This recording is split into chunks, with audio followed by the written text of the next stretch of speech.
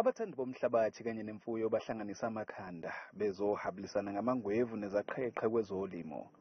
Unokukhanya ngubo odume ngelika Brahman Lady uthi kwakuba sinakho kokumaya asobo ngabalimi. The market is always available. Like for instance, right now we are here, you're going to eat, I think you've eaten a breakfast in the morning and you must thank a farmer, meaning the market is always available. Abalimi asebemkantshubovu kulomkhakha bathi ke untuleka kolwazi olufanele yikho kulimaza abalimi abasafufusa. So today is just about information, serving the people. They've got questions, they've got problems and stuff like that. We are mentoring them, telling them, listen, use this, do that, don't do this. Abalimi bathi ukwebiwa kwemfuyo ngenye izinselele ababhekene nazo.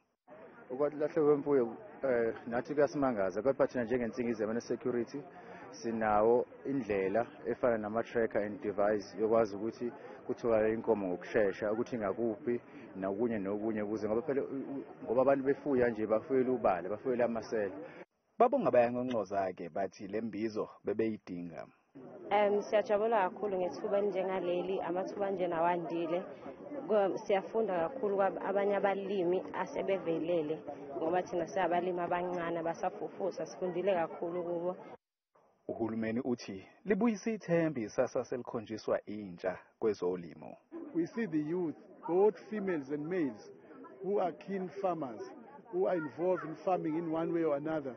And I'm grateful that also the school living youth, those who have left school, and those who are also civil servants, who I think are going to buy their own farms, are here also to learn something.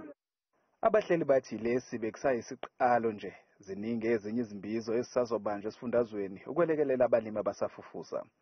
Ezindabeni zethu ku-Channel 163 ulethelwa eNewsroom Africa nginguNtando Mnyandu e-Dundee maphakathi neKwaZulu-Natal.